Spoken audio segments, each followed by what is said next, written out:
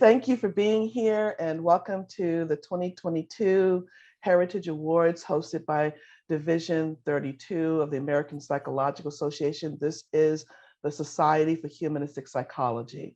And again, my name is Dr. Theopia Jackson, serving as the chair for the awards committee. A little bit of housekeeping. We do ask that you please remain on mute until you're invited otherwise. This is going to be a festive celebration. You're in for a treat. And I am honored and pleased to turn this over to our student ambassador, student leader, student MC, the person we'll be following the lead of through this time, our dear friend, Dylan Osius. And forgive me, Dylan, if I mispronounced your name. You know, you said it perfectly, and that is amazing that you got it just by reading it, because most people say it OCs or Oasis or something. So thank you so much. Yeah, welcome everyone. I'm really excited to be here. This is a really cool award ceremony, and I'm just honored to be a part of it. So kind of going through how this is going to be paced, I will be introducing each award, introducing the nominator, who's going to have about 3 to 5 minutes to say their piece, and then the recipient gets about 10 to have any comments that they'd like. And then after each award, I will be inviting people to comment and give their well wishes on a Google form. And when that happens, there will be a link in the messages and it will be shown on the screen live. So you'll be able to see your comments being written, and we'll give a couple minutes for that. So thanks. So with that, I'm going to go ahead and get started and introduce the Eleanor Criswell Hanna Award, celebrating women in humanistic psychology. And this is given to an individual in recognition of professional accomplishments that celebrate the achievements and contributions of women in psychology. So I'm going to hand this over to Travis Music and let him take over. Take it away. Hello, everyone. Welcome to this year's Heritage Awards. For those of you who don't know me, my name is Travis Music, and I'm a doctoral clinical psychology student at Illinois School of Professional Psychology at National Louis University in Chicago, Illinois. I am actually very excited to be here this week with you all because I just completed my doctoral internship at the University of Wisconsin-Whitewater last week. So many of you are probably familiar with how grueling internship year can be. So I'm sure you all know how relieved I am to finally be done. Over this past year, there has been one person who supported me every step of the way with excellent training and compassionate mentorship. I'm so grateful for her and all the support that she has given me since I started my graduate studies. So it's truly an honor to be here with you all today to present her with an award for all of her outstanding accomplishments in the field of humanistic psychology. Dr. Margaret S. Warner received her doctorate in behavioral sciences from the Committee on Human Development of the University of Chicago. She has been practicing psychotherapist for over 35 years. Her clinical training in client-centered therapy was undertaken at the Chicago Counseling and Psychotherapy Center, an offshoot of the original counseling center founded by Carl Rogers at the University of Chicago. She is a distinguished professor and co-founder of the minor in client-centered and experiential psychotherapy at the Illinois School of Professional Psychology in Chicago, Illinois, where she has been teaching courses in client-centered therapy, diversity, group therapy, and severe psychopathology since 1983. Her clinical research and theoretical interests focus on the person-centered approach to therapy, with a particular emphasis on working with clients experiencing fragile, dissociative, psychotic, and other forms of difficult process, such as those typically found in borderline narcissistic dissociative disorders and schizophrenia. She has published widely and presented to international groups on person-centered psychotherapy. Her upcoming book, A Very Human Process, will be published by PCCS Books in the upcoming year. She's an active member of the Association for Person-Centered and Experiential Psychotherapy and Counseling, or the World Association for Person-Centered and Experiential Psychotherapy and Counseling, and the Association for the Development of the Person-Centered Approach. She is proud to have convened the 5th International Conference in Client-Centered and Experiential Psychotherapy in Chicago, Illinois. Will you all please join me now in congratulating this year's recipient of the Eleanor Criswell Hanna Award, celebrating women in humanistic psychology, Dr. Margaret S. Warner. Congratulations. Thank you so much, Travis. This has just been an honor for me. Can you hear me all right where I am? Yes.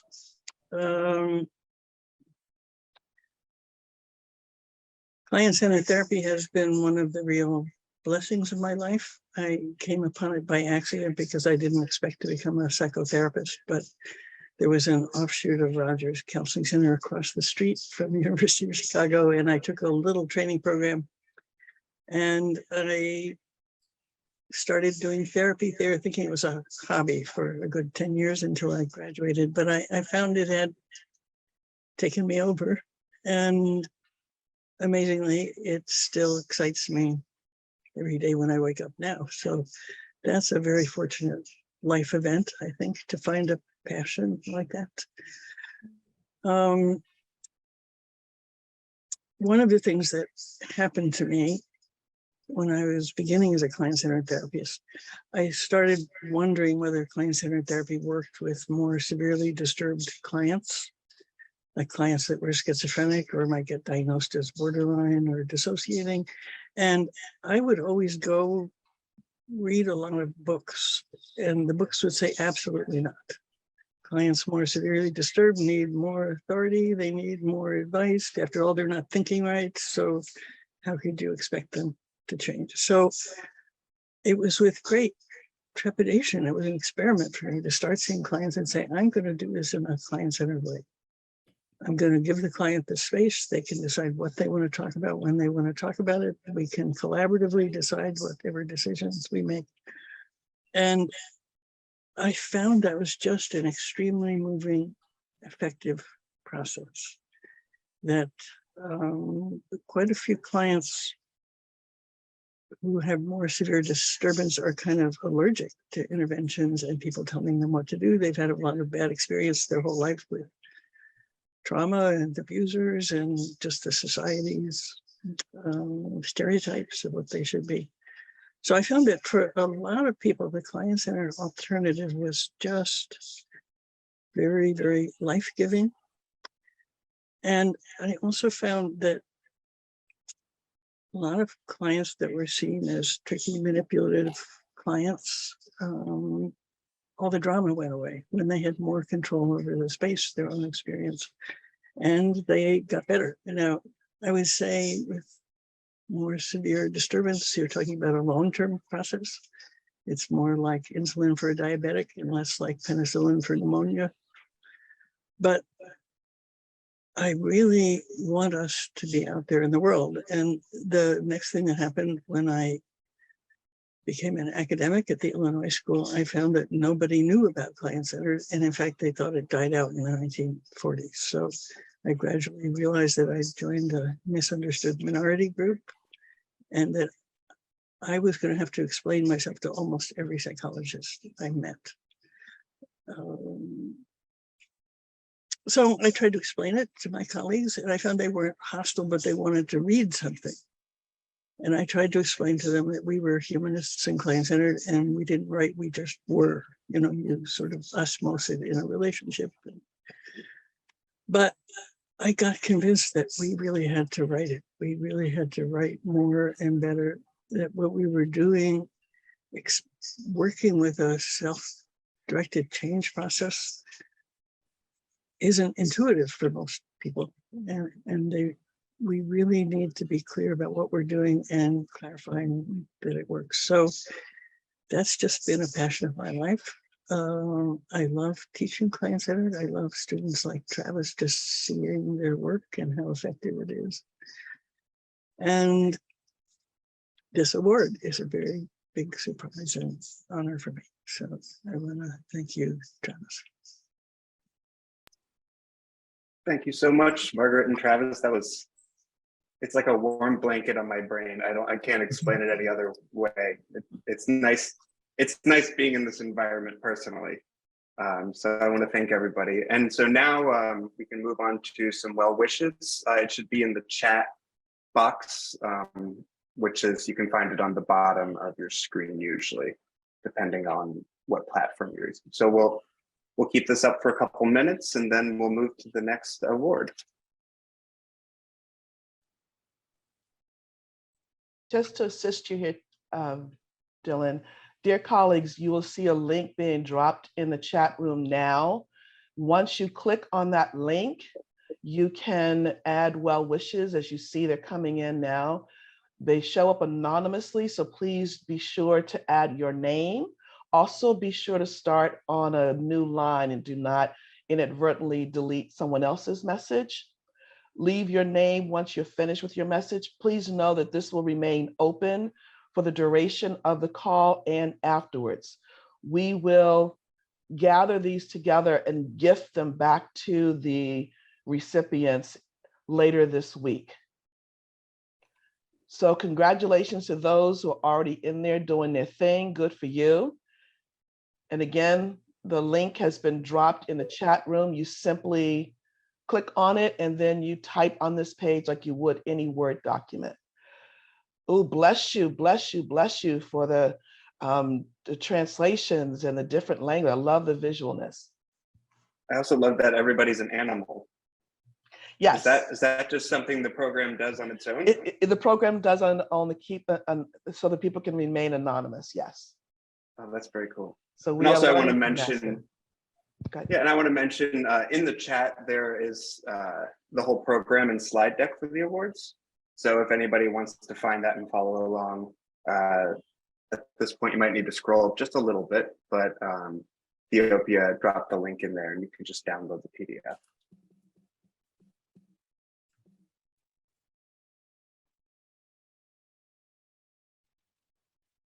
All right.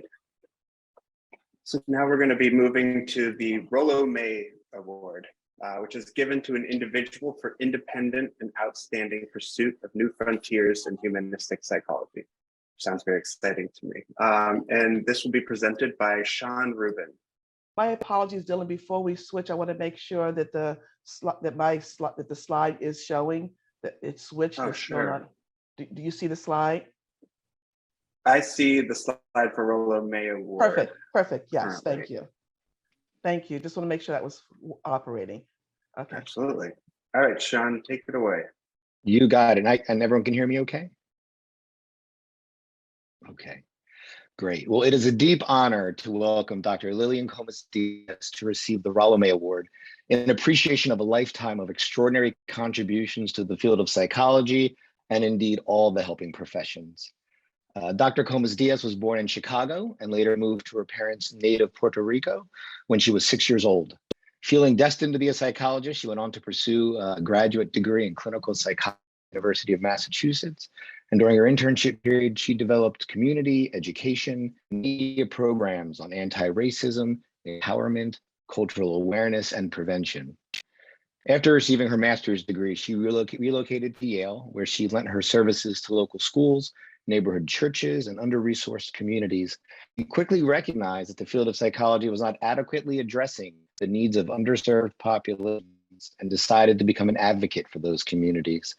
She combined her professional, personal, and political experiences to develop a feminist liberation model. And I recall reading her books and articles in graduate school and how they were vital resources for my training and that of my peers. When Comas-Diaz began at the APA as a director of the Ethnicity, Race, and Cultural Affairs portfolio in 1984, she quickly learned that what was necessary to thrive in the world of psychology and politics. She saw that most issues, such as same-sex issues, public interest issues, and minority issues, were all interconnected. Dr. Comas-Diaz has been a professor at George Washington University School of Medicine since 1986, and most recently appointed as clinical professor of psychiatry and behavioral sciences. She played a vital role in the founding of Division 45 of the APA, Society for the Psychological Study of Culture, Ethnicity, and Race. She later became Division 45's first treasurer and was the first editor-in-chief of its journal, Cultural Diversity and Mental Health. Still running successfully, the journal became a way for Dr. Comas-Diaz to share the division's interesting history and to write about culture and diversity issues. And I know that many of my colleagues here in Division 32 had the same graduate school experiences with her books and writings, and then we assign our students the writings and presentations as core to their trainings and careers. Dr. Comas-Diaz is a pioneer in the field of ethnocultural approaches to mental health. She is both a clinical practitioner and multicultural feminist psychologist, writing numerous journal articles and books, pushing the field towards more inclusive and less ethnocentric theories and practices. In 2000, she received the APA Award for Distinguished Senior Career Contribution to the Public Interest. She was recently awarded the American Psychological Association Gold Medal Award for Lifetime Achievement in the Practice of Psychology, the first time a person of color has been recognized with the award. And she credits the long-term collective efforts of professionals of color working on expanding psychology's lens to include the perspective of marginalized. Along with her colleagues, they introduced the concept of racial trauma, describing racial trauma as an insidious type of distress that many people of color and other marginalized individuals experience, where they are living in a society where racism, heterosexism, classism, and other isms make society oppressive towards those targeted groups. And as of 2021, she founded the Transcultural Mental Health Institute in Washington, D.C. to further focus on serving clients across cultures. So in conclusion, these brief words here can scarcely do justice to the breadth and depth of Dr. Comas-Diaz's trailblazing efforts. So I will do what I've always done, and that is to encourage you all and your students and colleagues to learn from her works, watching her presentations, to deepen your own growing and your own contributions and that of future generations of psychologists. Few psychologists have had as profound an impact on all the helping professions as this year's recipient of the Rollo May Award. And we at Division 32 are honored and delighted to recognize you, Dr. Comas-Diaz, for challenging and further humanizing the entire field of psychology. We are grateful and welcome.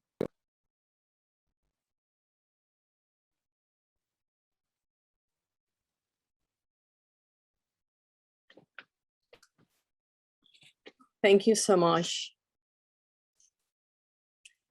I am truly humbled by the Society for Humanistic Psychology bestowing this honor. I want to particularly thank both Dr. Theopia Jackson for her superb organization of this event, and for Dr. Sean Rubin for that incredible introduction and for nominating me for this award. I would like to share just a few reflections with you. I come from a tribe of seekers who journey with empty pockets. They travel with their hearts full of wonder, their souls deep in dreams. Today, I continue my ancestors' passage. Rollo May founded existential psychology with a focus on how human thoughts and behaviors are shaped by our temporary existence. My personal journey has taught me to see myself in the other as existence. I'm also beholden to my family of origin, to my chosen family, to my clients and students. Infinite gratitude to my partner, Frederick Jacobsen, for his accompaniment. It is in this spirit of humility and gratitude that I thank the Society for Humanistic Psychology for awarding me this honor. Gracias. Thank you very much. Thank you so much. So we're going to have another link for Dr. Comas-Diaz Same deal as the last one. It will show up on the screen.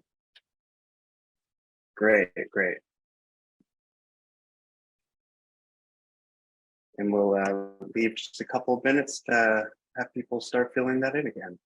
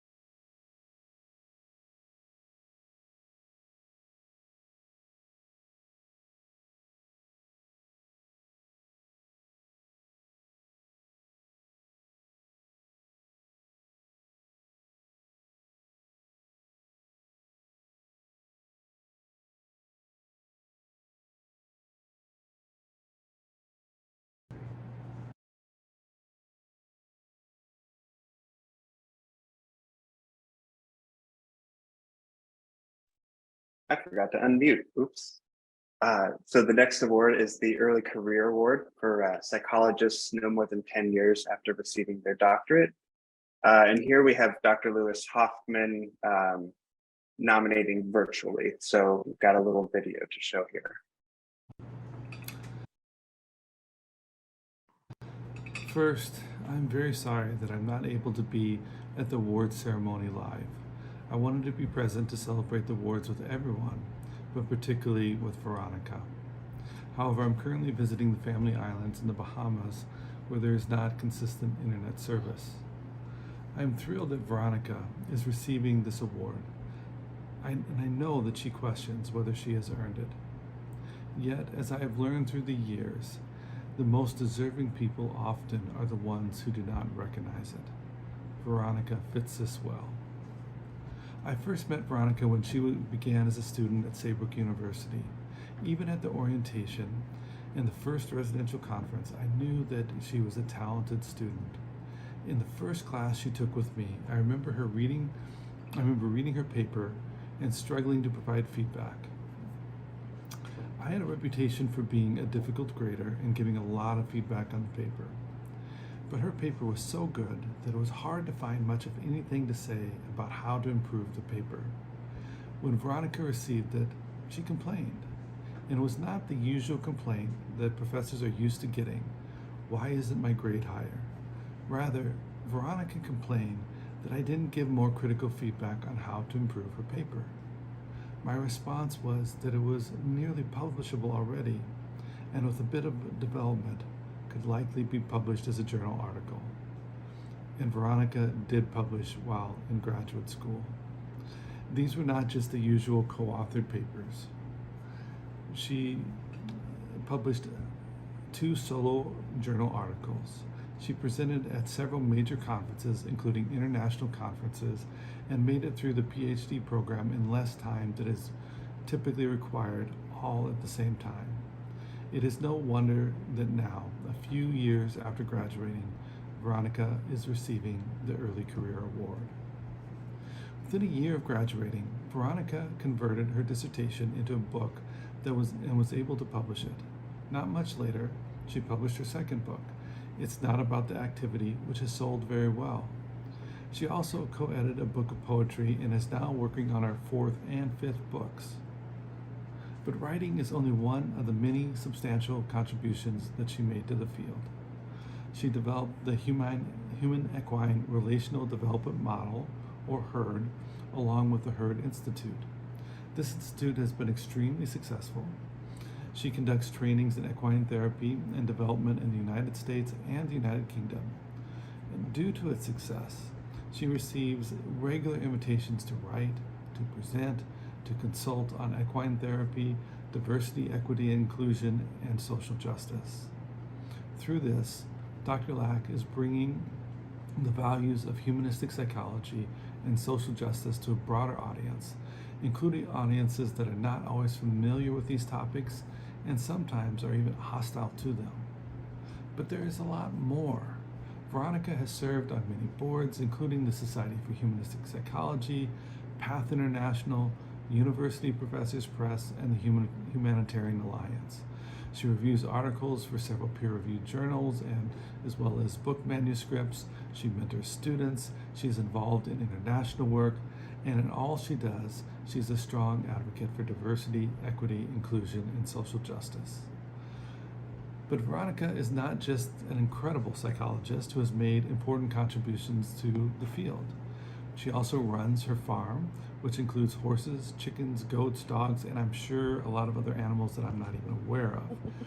With all of this, she still strives to keep a good work-life balance, sometimes with the help of her husband, Kwan, who discourages her from emails and text messages on weekends, even when colleagues and former professors with poor work-life balance text her about collaborative projects on the weekends.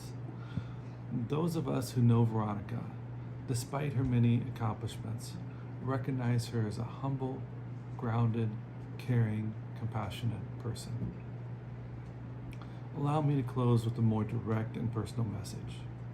Veronica, you deserve this award. You've earned this award. Not by seeking it, but by being who you are as a person. You have blessed many people with your gifts, and I know that you will use this award well. You will use it the way awards should be used, to empower the work and service you are already doing. I hope that you too can hold this and feel this as an expression of care and love from those who recognize the work you do, and more importantly, the person who you are. Thank you for all you do. I am proud to consider you not just a former student, but a colleague who has helped me learn and grow from your wisdom and many gifts. I look forward to observing how you continue to bless and improve the world for many years to come.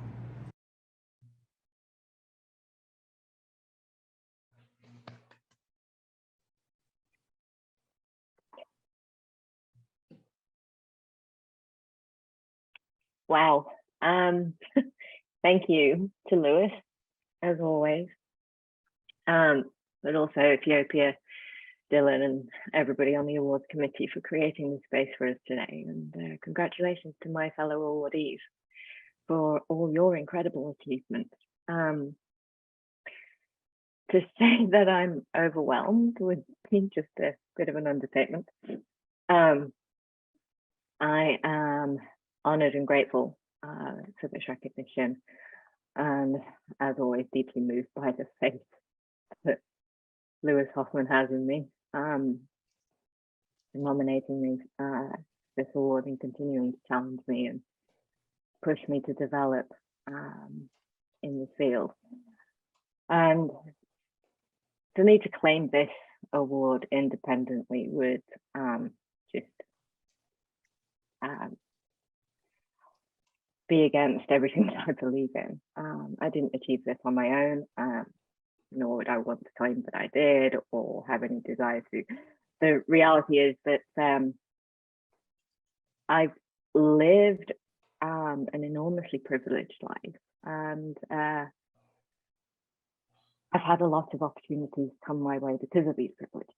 And of course, I also exist the intersection of being a person of color and other experiences that aren't as privileged. But that's also kind of why I'm bringing that up here, is that, you know, as humanistic psychologists, we pride ourselves for meeting our clients where they're at, which necessitates a deep dive into our own biases so that we can show up and engage without doing any additional harm. And in this early career part of my journey, prior to starting my PhD program, I was accustomed to these issues of privilege and social injustice being swept under the carpet whenever I raised them in different environments that I existed in, until I met Lewis Hoffman. And he was actually the first white psychologist who actively encouraged us to critique mainstream psychology and theories and concepts, through a cultural lens. And he was quick to point out the biases that were inherent in psychological theories and encouraged us to look at the body of work that was out there that critiqued all of this stuff. And one of the biggest aha moments for me in my journey was taking all of that learning into the space in working with horses, in the work that I do. And Lewis, I remember when we went to on a trip to China, he was very clear that the aim wasn't to teach Chinese students how to do psychology from a Western perspective, but for us to be there to learn from the indigenous perspective. And it got me to thinking everything that I'd learned about being with horses. And I thought to myself, what if everything that I know comes from a white man's perspective? And it completely changed my relationship with my own horses and the way that I teach in the work that I do. And for those of you who aren't familiar, the Herd Institute, we certify and train mental health practitioners, educators and coaches in equine facilitated psychotherapy and learning. And in the world of horses, it can be a really white space. And my focus has been in the past few years to create a soft space to land for people of colour who've always been part of the horse industry, but are rarely acknowledged or seen for their contributions. And it's been scary to put myself out there. There's a bit of an agitator, and I've definitely had pushback. But I've been hugely supported, and I'm so grateful for the allies that have walked with me in this journey. Because what I know is that the advantage of working with horses is that since the power dynamics that are present in human systems and systems of oppression have directly translated into how humans relate to horses and all other animals and our earth in general, and that by challenging those dominant ways of being with horses, we're able to help folks see the parallels in the human world. And we recently launched a workshop series called The Inclusive Herd, specifically for mental health practitioners, to work with horses in that setting to illuminate some of the stuff that we might bring into the work we do with clients, which is hugely exciting. And as the recipient of this early career award, I am so humbled to be in the presence of so many distinguished people. Particularly, I just want to add Dr. Carlos Diaz and Dr. Criswell. Both of you have been so inspirational to me in the work that you shared with the world. And right now, I'm kind of reminded of this moment when I first joined the division as a student representative and walked into my first division board meeting. And I looked around and I thought, wow, every single person in this room has a space on my bookshelf. And I was just so in awe and utterly bewildered that I was so fortunate to be in everyone's presence. And I kind of still feel a little bit like that now. But I also recognize that this is kind of a coming of age moment in how far I've come since I've flown the nest of my graduate program. So I want to say thank you to all of you in Division 32 community who've been part of my journey. Lewis, Sean, Theopia, Roxanne, and so many of you who've been there since the beginning of my time with the division. I just want to say thanks. And outside of this space, mostly I want to thank my husband, Juan. He didn't sign up to farm living, but he's taken it in his stride and continues to encourage me to spread my wings. But most of all, I'm grateful for the animals in my life who inspire me to do the work that I do. My horses, Arrow, Diane, and Reba. as my hers, but I want to dedicate this award to our old dog, Alfie, who passed away recently at the age of 14. Without him, I wouldn't be who I am. So thank you. And thank you, everyone.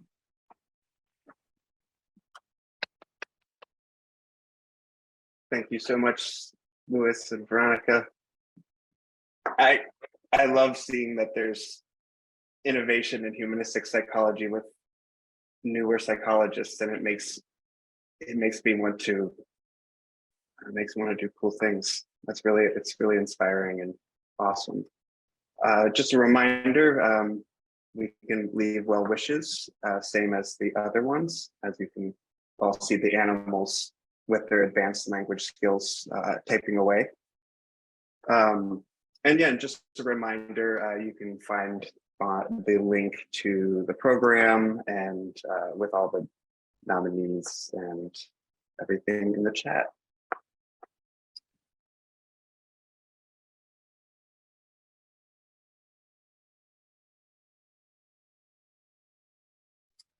There are also full bios in there from my understanding.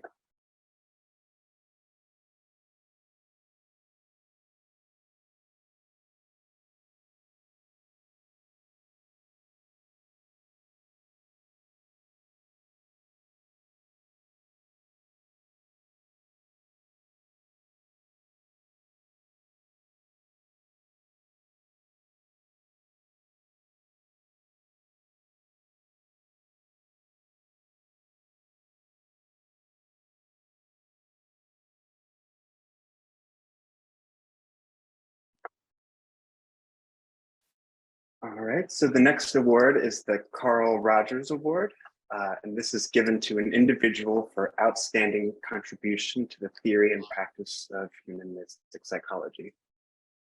And this will be presented by Dr. Scott Churchill. Welcome, Scott. Hello.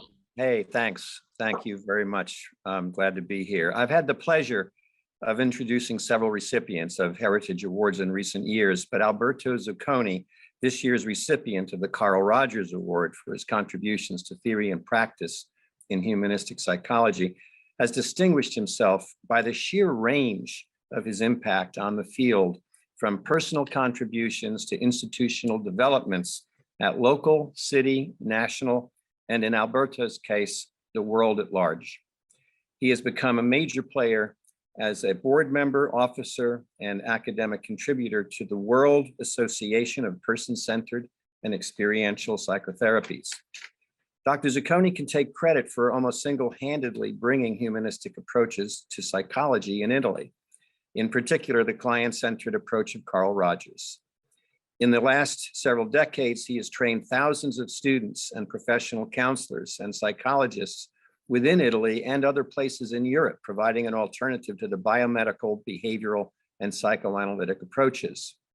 Dr. Zucconi has been instrumental in creating a worldwide network of psychotherapy researchers who have conducted outcome studies and developed new research techniques that more adequately approach the complex, multi-layered, and much nuanced fields of psychotherapy and student-centered dialogical pedagogy, and also more recently in developing trauma-based psychotherapy approaches, which I'll get to later. He has taken his interest in the dynamics of psychological development and psychotherapy into the wider arena of public mental health through his involvement in the programs for the World Health Organization. Throughout his career, Dr. Zucconi has been a major positive figure in the Italian and international community of person-centered psychotherapists, making this approach one of the most respected in Italy. And I can say, after having just returned from 6 weeks in Italy from north to south, his name is well known by his colleagues, and he's had an immeasurable impact. He's brought counseling to those who otherwise would not have services, and he has raised the profile of psychotherapy as a way to address mental illness and human development issues. Dr. Zucconi has always been very generous in giving his time and professional service. He was the founder of the Italian Person-Centered Therapy and founder of its journal.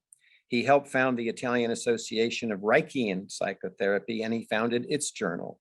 Most recently, he helped to create the World Association of Person-Centered and Experiential Therapy, serving on its editorial board and on the board of its journal. A little background: born in Florence, Italy, Dr. Zucconi was committed to promoting his ideals for the respect of the rights of human beings and promoting their capacity for self-regulation since he was very young. As co-founder of the Camillo Berneri Cultural and Political Center focused on libertarian ideals. He also founded the Cooperativa La Libertaria, a nonprofit organization developing free counseling to poor neighborhoods in Florence. In 1968, he went to Berkeley to get his doctorate. He studied psychology and earned a PhD from the New College of California, in which time he became a close collaborator and student of Dr. Carl Rogers. Zucconi was directly involved as a member of the staff of the Carl Rogers Peace Institute in facilitating the meetings on conflict resolution with heads of state and diplomats, or the members of the Geneva Commission on Strategic Armament Reduction. He founded the Dr. Carl Rogers and Devonshire, with them, the Person-Centered Approach Institute in Italy, with branches in several European countries. This is a nonprofit organization dedicated to the research and training of students and various psychotherapists in the capacity of managers, medical doctors, teachers, social workers, etc. This person-centered approach has become now of paramount significance within the country of Italy and Europe at large. The name of the institute, the Person-Centered Approach Institute, has been working to bring to the mainstream in European centers the values and practice of the client-centered therapy and person-centered approach. To achieve his goals in the last 40-some years, he's planned and carried out various actions to apply our field to the fields of professional and public domains, including psychotherapy services and world mental health. He's one of the founders and past president of the Italian Humanistic Psychotherapy Association. His Person-Centered Institute started in 1989, and it nowadays includes 450 training schools of therapy. Finally, Dr. Zucconi is among the founders of the Italian Federation of Psychotherapy Associations, representing about 98% of all of the Italian psychotherapy associations from north to south. His Person-Centered Institute is responsible for a journal that he's been an editor and founder of, and two book series, Personae and Nuovo Tendency in Psicoterapia. Most recently, at the international level, he's been actively involved in the World Sustainability Forum for the purpose of environmental health and protections and promotion, and has developed most recently a free trauma-informed best practices master's program with free training for the first 50 or so students admitted from the Ukraine for treating trauma victims in the recent Ukrainian crisis. For all of his contributions to the legacy of Carl Rogers, Dr. Alberto Zucconi is this year's recipient of the Division 32 Carl Rogers Award, and I welcome us to applaud him. Thank you. Thank you. Thank you, Scott. How did you get so much information? It's a mystery. Anyhow, actually, thank you also to Theopia and all the nice people, Division 32 and the Society for Humanistic Psychology. I wanted to dedicate this award to my mentor, teacher, supervisor, colleagues, and then friend, the late Dr. Carl Rogers, but also to Dr. Gailey Swenson, nowadays Barfield, that has been for many years, not only a sister and a colleague, but also the director of the Carl Rogers Peace Institute and the Living Now Institute in La Jolla, California. And many of those peace or events that you, and conflict resolution that you mentioned, were organized and directed by her to great sacrifice and basically totally for free. I also wish to dedicate it to all my colleagues at the study for at the Center for the Study of the Personal in La Jolla, and also to my colleague friends, but also to my graduate students in the Person-Centered Approach Institute in Italy, and also the other place in Europe. Now, if it's true that I am a psychotherapist and I've been facilitating the promotion of the person-centered approach to psychotherapy, I'm really not interested in psychotherapy. I think I'm more ambitious. I've been, since the beginning, interested in defending and promoting health and well-being, not only at the personal level, but much more importantly, at the social level. Why? Because if psychotherapy just focalizes on helping individuals with their suffering, I think it risks to become part of the status quo. The suffering of individual is generated by social stressor.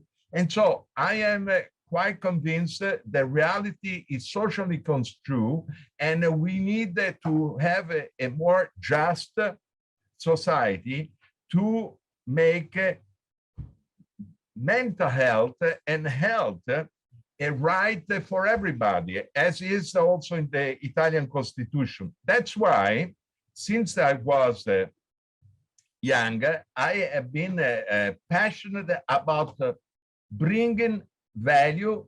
And when by chance I met Carl Rogers, actually I went to the state in '68 as a journalist writing a book about the student revolution in Berkeley. And that by chance I met a lot of people the first week Ferlinghetti in the City Lights Library in San Francisco, and through him the Chicago 8 in the Presbyterian Church in Berkeley.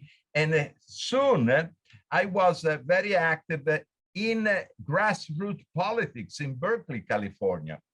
And I registered as a psychologist in the university just to get a visa. Otherwise, they would kick me out of the States that I like so much. And I had heard and liked Carl Rogers, but one day I received a letter from Carl Rogers. That was very surprising, not only because of how the guy knows that I'm alive, but how the heck he's still alive. I thought that this is an old guy, very famous, but dead. He was alive and kicking, and amazingly, he invited me for free in a residential training program of 21 days at the University of California, San Diego, which is the beautiful campus of La Jolla. Finally, I found what I was looking for, because I was wanting to change the world for a more right and just society. But I saw a lot of my comrades that were very authoritarian, and I thought that if we win, it would be a much worse society that is even already now. You know, these people are too authoritarian for my. And with Carl, I found a psychology that at the time for me was a little boring, to say the truth, that had a heart and that was giving me tools to, change a society, individual, community, and group. That's why nowadays, as a chair of the board of the World Academy of Art and Science, and as somebody working with the Interparliamentary Coalition for Ethics and Peace, I'm bringing the person-centered approach as effective tools to promote change with this value that are the same value of humanistic psychology, whatever it is, a university in India or in the United Nations. Before COVID, I went 4 times, 2 in New York and 2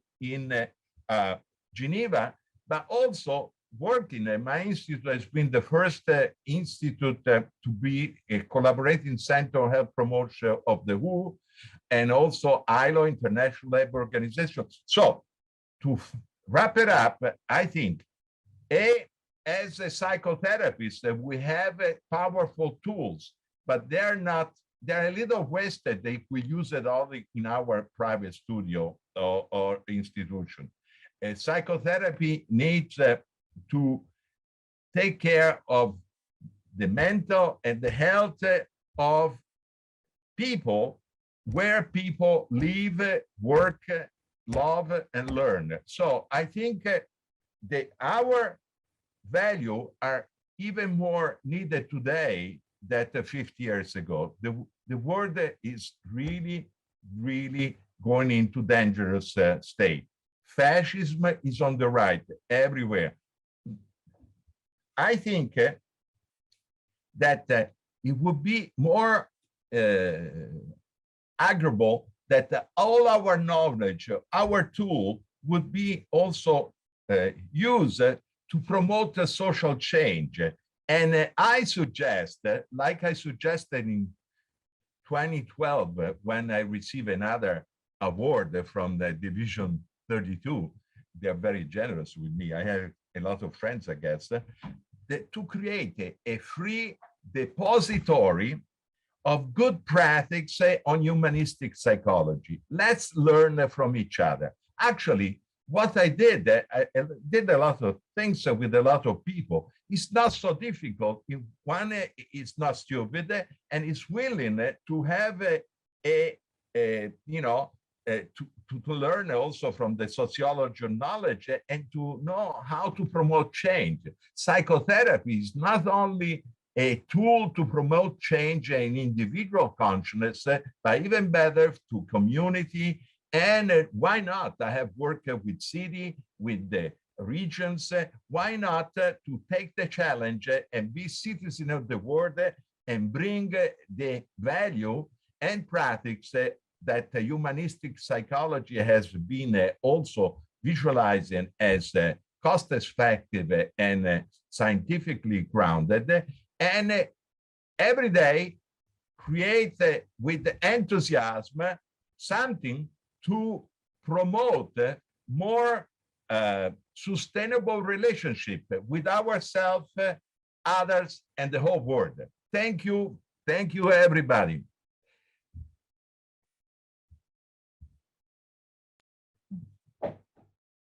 Thank you so much, Scott and Alberto.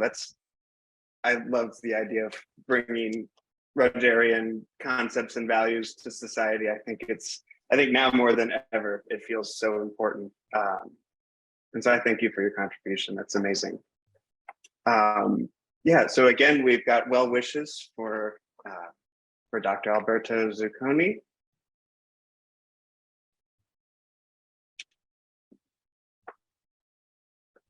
And it looks like everybody's getting the hang of this.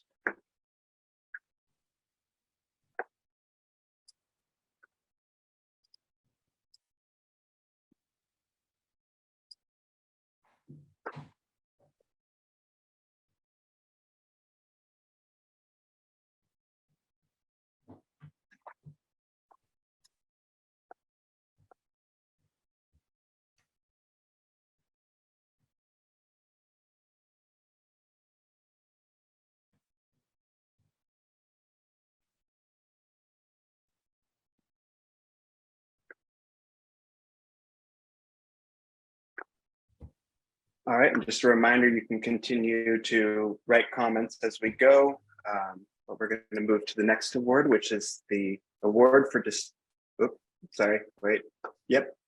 Award for Distinguished Lifetime Contributions to Humanistic Psychology. And that is given to the individual in recognition of distinguished lifetime contributions to human psychology. So now I'm going to introduce Dr. Brent Robbins as our nominator. Welcome, Brent. Hello.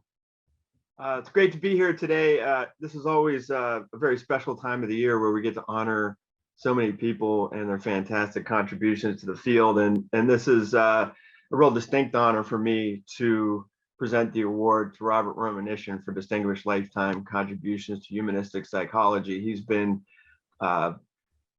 really an enormous influence on my work and many of the people that I know in my career. And I'm going to give you sort of a formal introduction to Dr. In the stadium, they said there's 87,000 and a few hundred. That's more in the stadium watching this than I think somebody might be male unmuted. or female game. Yeah. I think somebody's unmuted.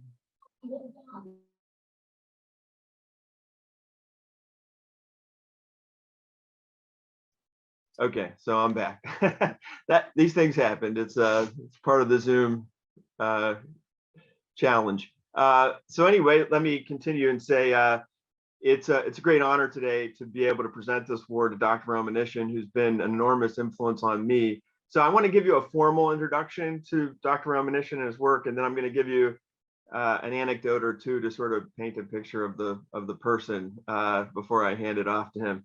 So here's the formal introduction. So Dr. Romanishin received his doctorate in clinical psychology from Duquesne University and has had a distinguished career as a professor of psychology at University of Dallas and Pacifica Graduate Institute, where he's currently professor emeritus.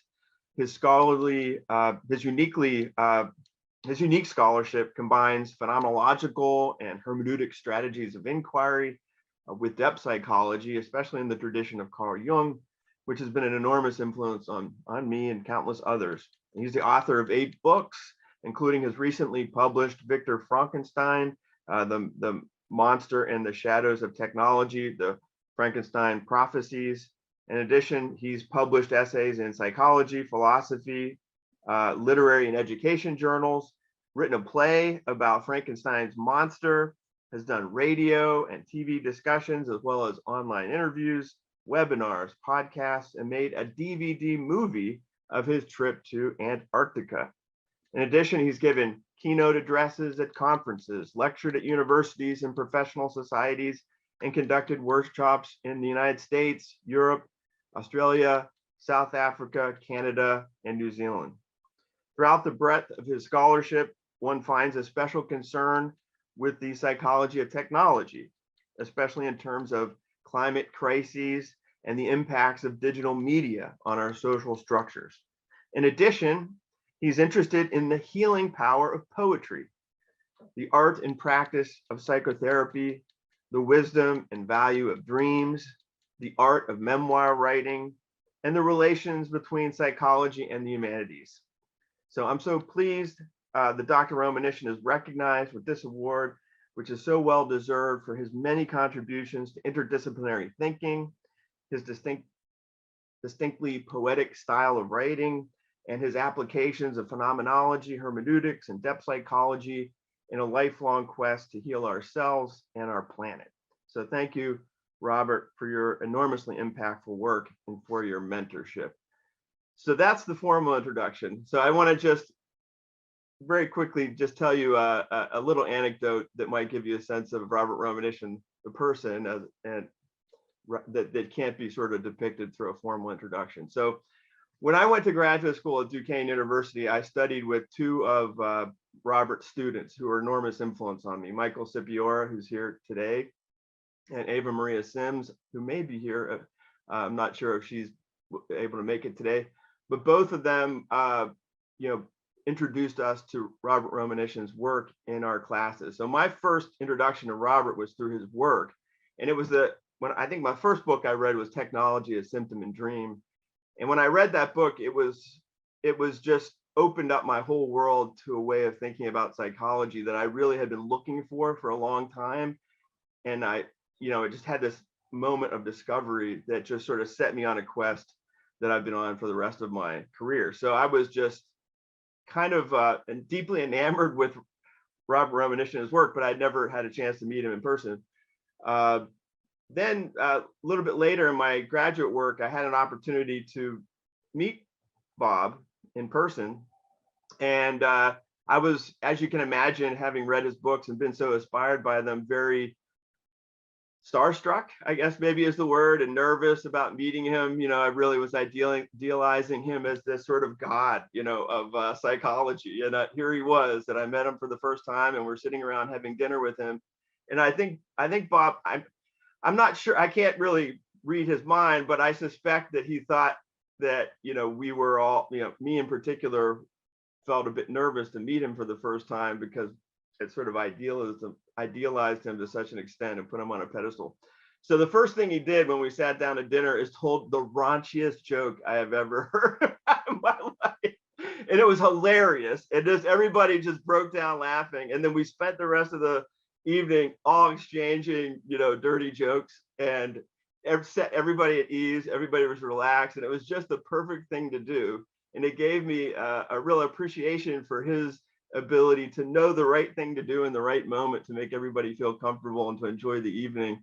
And ever since then, I've really felt a deep connection and intimacy with Bob, and an appreciation for how he can be with you in person and really make you feel comfortable and at home and welcome. He has a hospitable personality, and as well as an incredibly deep knowledge of the field. So I just wanted to give you a little anecdote to paint a picture of the person in addition to the formal introduction. So it's my pleasure to hand it over to Dr. Romanishin.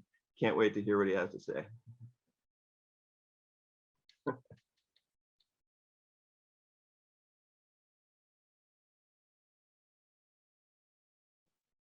Can you hear me?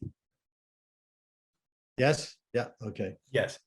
Yeah, thank you, Brent, for those very kind words.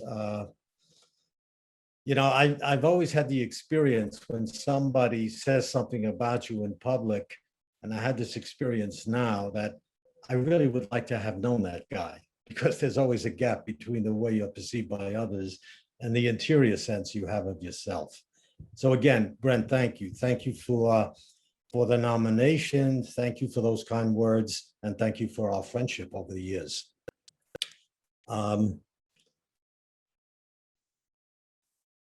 First of all, I want to express my thanks to the members of the committee, to Theopia Jackson, and all the committee members who have honored me with this award.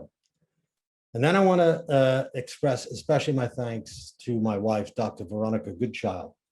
For 28 years, she has been my companion, my friend, a helpful and wise critic, teacher, and an inspiration.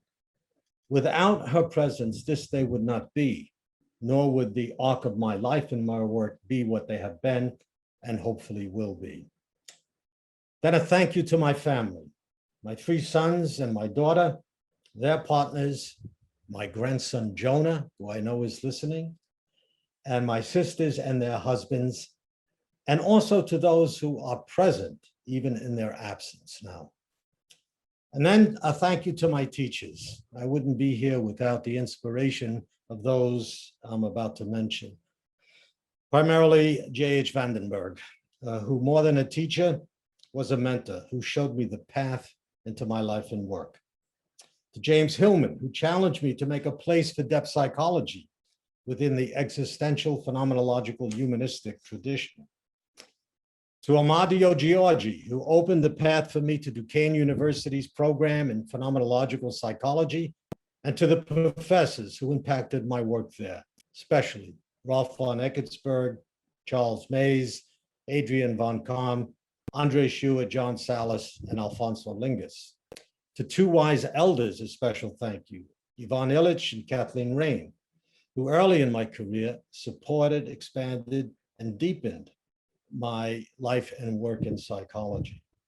To all my students whose work taught me as much as I think I ever taught them, but especially Michael Scipiora, Ava Sins, Roger Brook, Glenn Slater, Dennis Slattery, Robert Kugelman, and Joseph Coppin.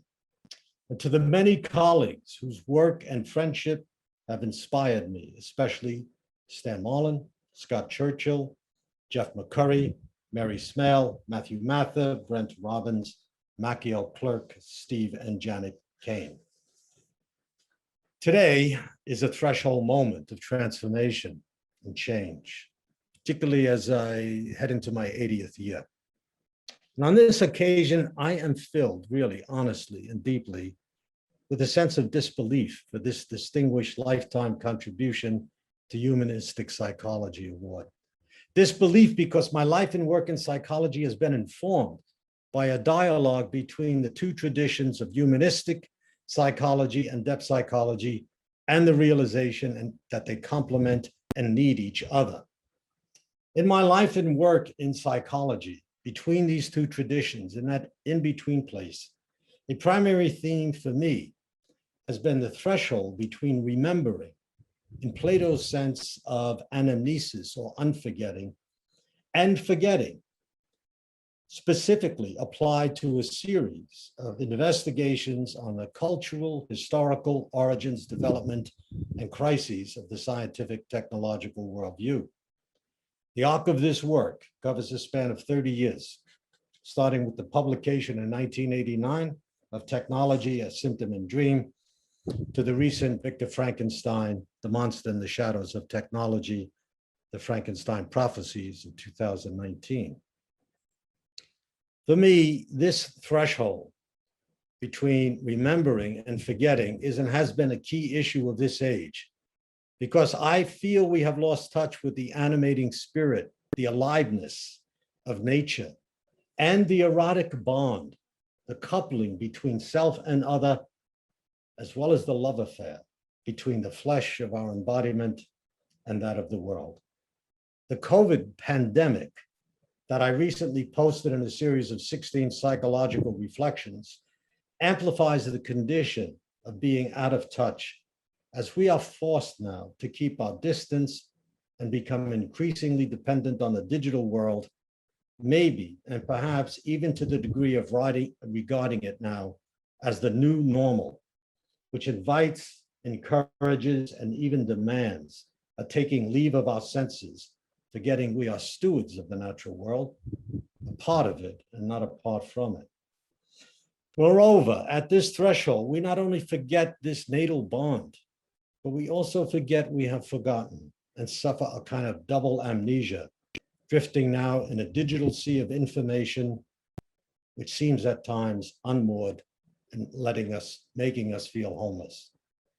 These reflections over the course of my life and work in psychology has led me to the question how we might find our way home in this inhuman world, in which to riff on the poet E.E. Cummings, who says, "One who knows about the syntax of things will never wholly kiss you," or perhaps even this from E.E. Cummings. While you and I have lips and voices which are singing, which are for kissing and to sing with, who cares? Who cares if some one-eyed son of a bitch invents an instrument to measure spring with? The thing is to eat flowers and not be afraid. To eat flowers and not be afraid awakens a poetic sensibility in the soul, which recovers, I would argue, the poetic realism of the world, not its empirical explanations, but our first natal bond, where we can see the miracle in the mundane, the wonder that always addresses us with the morning sun or the sound of birds. It awakens us and recovers then this poetic realism of the world, what phenomenology calls the lived world, as our first home. Perhaps it is what poets are for in a destitute time, to provide our individual and collective journeys of homecoming. My life and work in psychology has been in service to the creation of a poetics of psychological life, which in reanimating our broken bonds with the natural world, forges a psychology that is a therapy of culture. It has taken me to the threshold of this moment, having first crossed the threshold from science and then for a little bit in philosophy into the science of psychology. I have been meandering my way toward that threshold into a poetics of psychological life, which was already anticipated in the title of my first book in 1982, Psychological Life from Science to Metaphor, charting a half century of what I will call my ambivalent love affair with psychology. I am this day grateful as I look back for my ambivalent love affair with psychology, because I have learned more by my failures and disappointments than I have by my successes.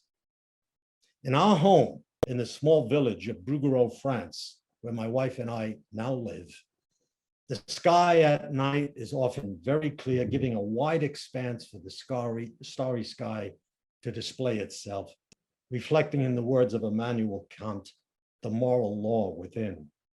In our double state of amnesia, the risk we face today, I think, is nothing less than the loss of the moral compass of the human being, no longer at home in the cosmos. In his remarkable book, The Embers and the Stars, a philosophical inquiry into the moral sense of nature, Erasm Kohak says the deeper problem of forgetting lies beneath, and I quote him here, covering up the moral sense of the cosmos and of human life. Continuing, he adds, while philosophy has many tasks, quote, uncovering the forgotten sense of the cosmos and our lives therein may be one of the most urgent tasks that philosophy has today. I would add in my ending, does not psychology have the same task? Is not psychology a discipline of homecoming so necessary in our time of need when dwelling on the earth beneath the stars is in peril? Thank you all very much. It is a pleasure for me to have listened to all of my colleagues and the great accomplishments that you have done. Thank you.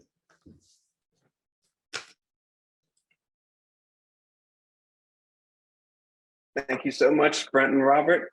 I think to eat flowers and not be afraid, it's either going to end up on my wall or as a tattoo. I haven't decided yet, but I love it. It's amazing. So again, this is our final, I believe this is our final well wishes, same as before, and everybody's got it. Thank you so much. And Dylan, if I may, while we are adding our well wishes, we do invite the attendees to grab a beverage as we hear our toast and be prepared to follow directions from our toaster.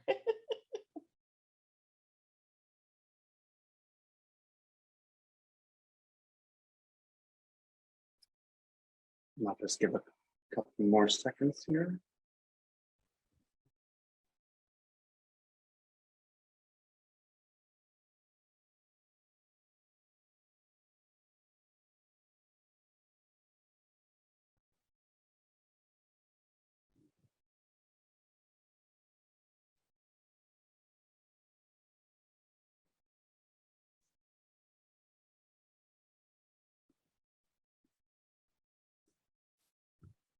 All right. Yeah, and just a reminder, you can keep working on those well wishes.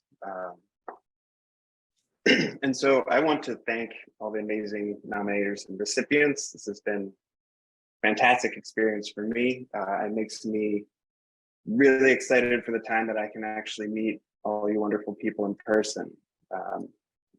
You know, it's great in terms of convenience to be on Zoom, but I would love to just be buzzing around and talking to people and absorbing all of this great stuff. Yeah, and without further ado, I'd like to introduce Eleanor Christwell Hanna, Dr. Eleanor Christwell Hanna. I hope I said that right. She was the founder of, she was founding director of Humanistic Psychology Institute in 1971, which later became Saybrook Graduate School and Research Center, which is one of the educational hearts of humanistic psychology education in the United States. And she's also the originator of somatic yoga and Klein Hanna somatics, which I want to learn more about what that is. That sounds absolutely amazing. Yeah, and I would like to prepare for a toast for Dr. Eleanor Christwell. And so I'm not entirely sure how we're toasting online. I can only, there we go. So I just want to say thank you, Dylan. And thank you, Theopia and the awards committee. And I'm so incredibly taken by everything that all of our recipients have shared. It's incredibly inspiring. So I'm going to talk a little bit first and then we'll toast. This is, according to Scott Churchill and other sources, our 51st year as a division of APA. And I have been here for most of those years. And so it's all very vivid to me. And this award ceremony is very, very special. In fact, I was so inspired by it. There are many more things I'm going to read and think about and write about and so forth. It's just a very special thing to do. So we have been introduced to the work of our honorees, Margaret Warner, the Eleanor Criswell Hanna Award celebrating women in humanistic psychology, Lillian Comas Diaz, the Rollo May Award, and all these people these awards are named after. I know they would love what we're doing because they so valued what they were trying to communicate, and they loved the people who were able to understand and move forward. So I know Rollo May would have enjoyed that. Veronica Lack, Early Career Award. I really appreciate how she's taken this into her work with horses and humans. Alberto Zucconi, the Carl Rogers Award. So connected he was with Carl and carries on that living spirit. And Robert Romanishin, Distinguished Lifetime Contributions to Humanistic Psychology. They have, you can see, they have dedicated their professional lives to their work in humanistic psychology and related fields. They each had special areas of expertise, and collectively, they have worked with thousands of people, either with their teaching, their clinical work, their writings, or research that has spread from it. The people whose lives they have touched, and we saw several people whose lives were touched, who were the nominators. They are also sharing that gift with others. And the others they shared with have been sharing that with others. And so it ripples out and affects many, many people.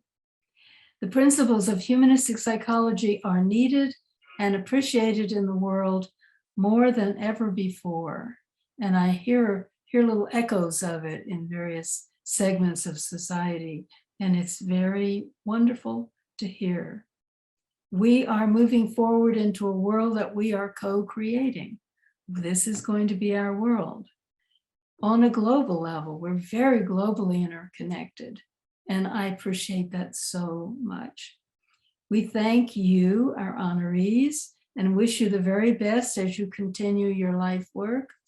May the Society for Humanistic Psychology and the field of humanistic psychology continue to actualize its potential, to contribute to the actualization of the potential and well-being for all the people of the world within a balanced global environment. So we are part of the whole. So what we are doing with one another and ourselves is all very interconnected. So thank you again, Theopia and others, for letting me serve in this capacity. So we are going to be toasting. So here we go.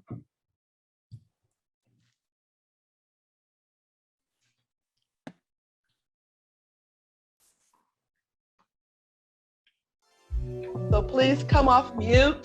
Feel free to give shouts, salutations, congratulations. Congratulations. Congratulations. Congratulations, everybody. Congratulations. It's important work. So important. Incredibly important. Thank you. Yes. Let them hear it. Feel you. Yes. All right. Yeah. Congratulations.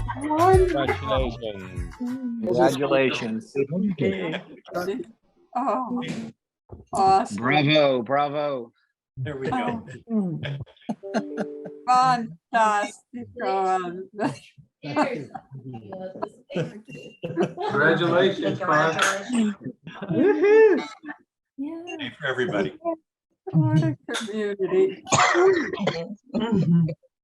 You give us all hope. Yeah, really. Bottom of the screen, put that in. We'll invite everyone to go back to mute and we'll turn it over to Dylan as our MC again, as we're almost there. Beautiful work. Oop. Hello. Sorry, just a second, my screen got all chaotic, but now we're back. All right, thank you so much, Eleanor. That was amazing. So cool what you've done for humanistic psychology, and I personally appreciate you, so thank you. Yeah, and I'd like to introduce the current president, Dr. Todd Du Bois, and he is going to say some words. Thank you so much, everyone. Thank you, Dylan. And I want to thank Theopia and Roxanne and Andrew and Dylan for helping walk us through this wonderful event. And when it comes to awards, it's always been an ambivalent feeling I've had for awards, because I believe in the incomparability of events and people and things and experiences, and have been always a little suspicious of rank orderings because they can leave a trail of grief in their pathways, and people walking away wondering if what they have is valuable. And if I look around the screen at people I've shared experiences with, we have our own unique ways of being with each other that I'm just so very, very grateful for. So in trying to work this thing out about awards personally, I've come to understand an award as a huge thank you. It's an all-in thank you. And it's a saying a thank you for what each of the recipients has given to us, to Division 32, and to the world. You know, Lillian for her years of expanding our sense of multiplicity and otherness, and to Alberto and Margaret for keeping the person-centered magic alive in a weary world, begging to be heard when therapy has forgotten how to listen. And thank you to Veronica V, my friend, for laughing with me about the Batman in China, and for being a colleague in the very challenging confrontation of speciesism. Thank you to Bob for helping me see, not with my eyes, but with my metabletic phenomenological heart, that my childhood, for instance, does not reside in my skull, but in the picket fence back home, where I run my fingers across it and find each slat evoking one story after another. What a privilege it is to have been president this year of this clearing we call Humanistic Psychology, and to have such wonderful events and people and gifts inhabit that space. My last thank you is offered to my dear colleague, Dr. Gina Belton, who is our president-elect for Division 32. And I say to you, Gina, thank you for carrying us forth into the 2022-2023 year and into the future. Dr. Belton.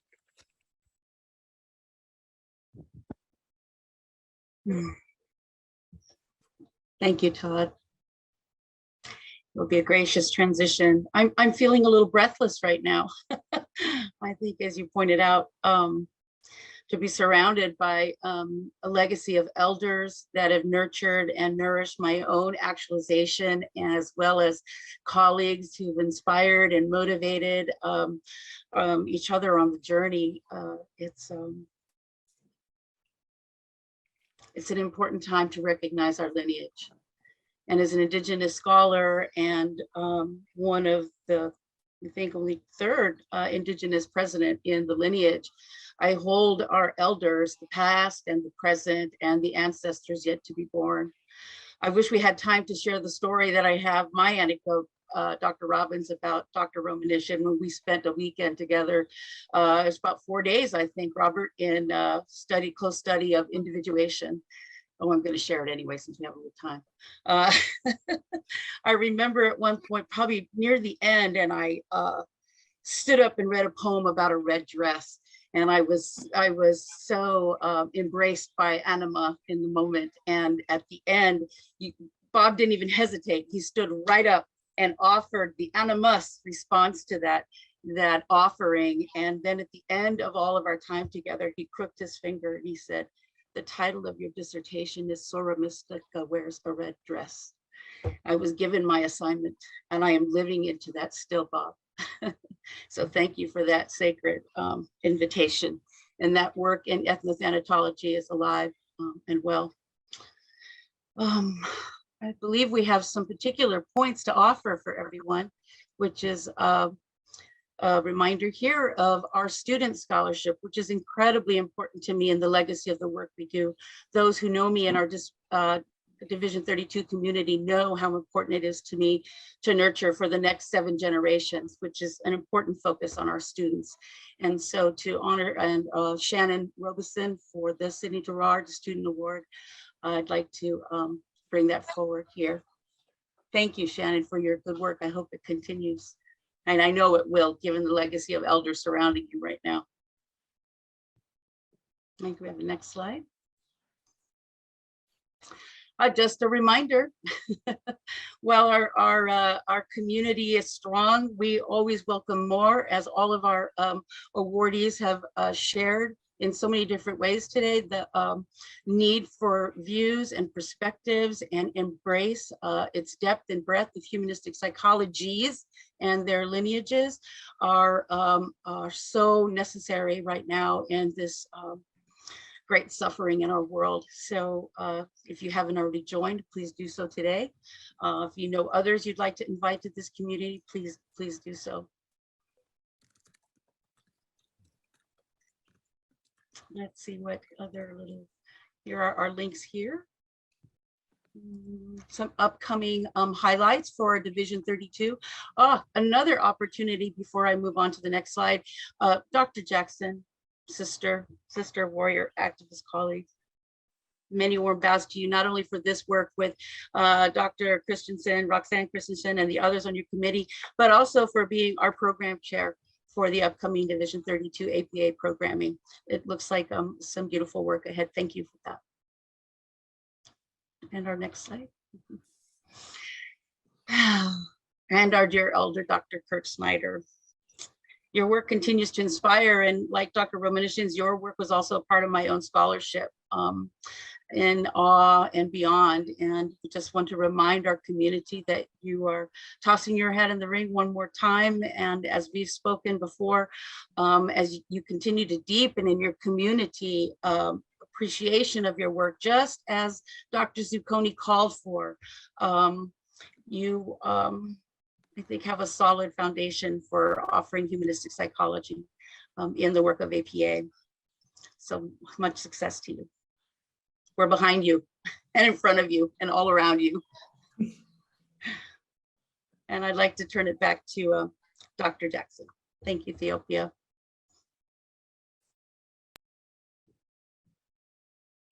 Thank you for that.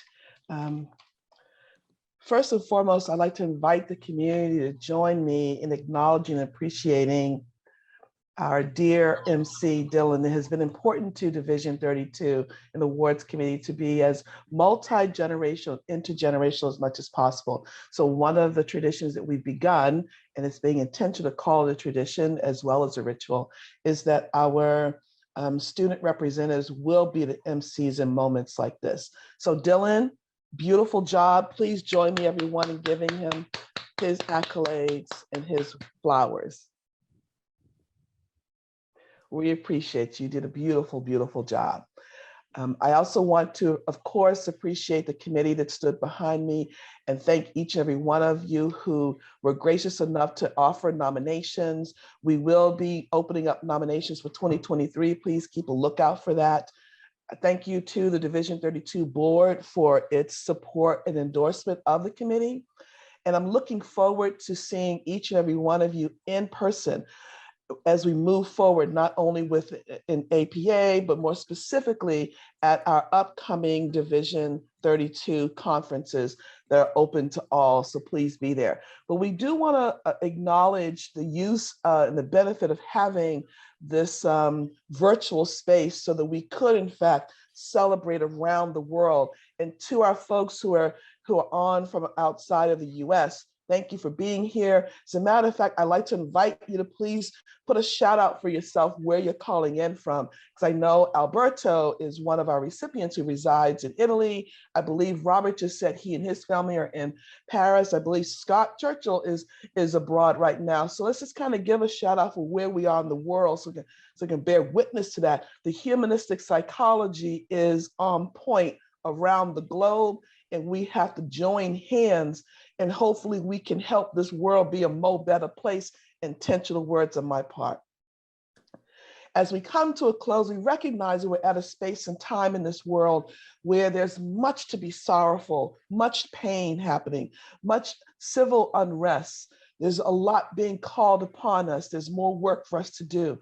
And yet I'm reminded again that we should be grounded in the realities of doing this, which is for our children, for the global children around the world.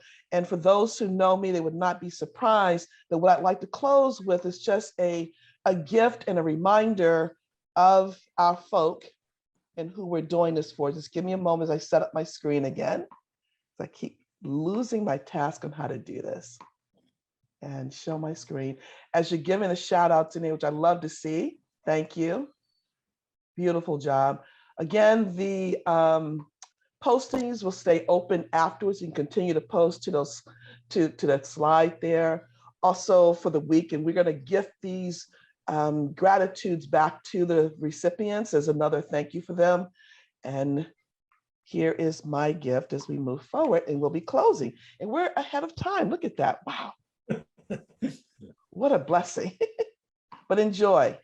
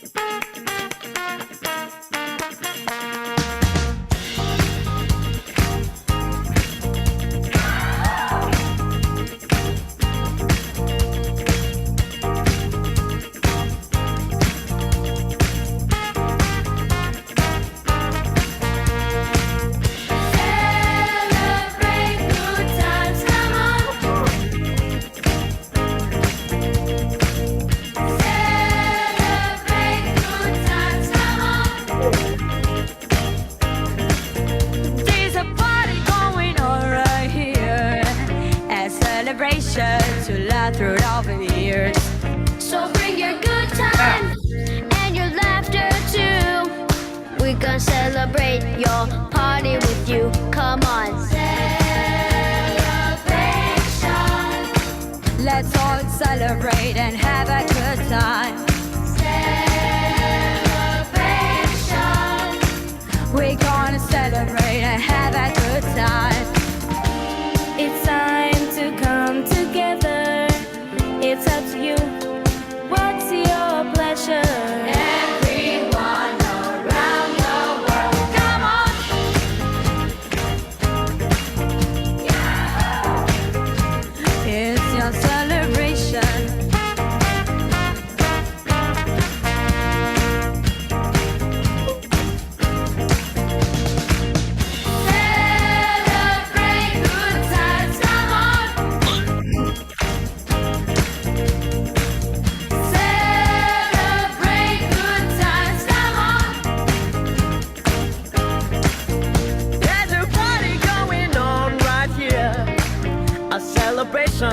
To last throughout the years. So bring your good times and your laughter too. We gonna celebrate your party with you. Come on now.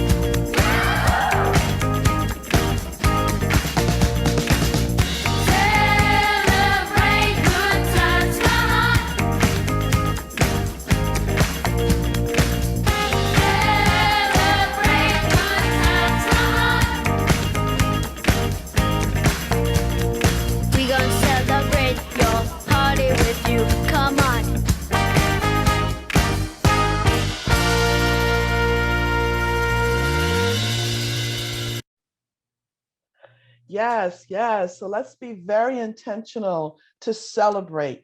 We must celebrate as we balance and continue to deal with the pain and madness in our world.